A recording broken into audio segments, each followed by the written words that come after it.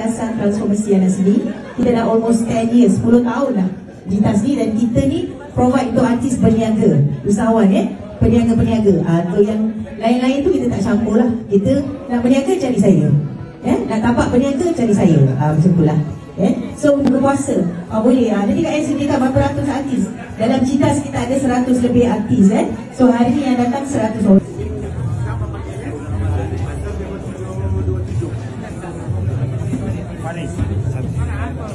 Paris.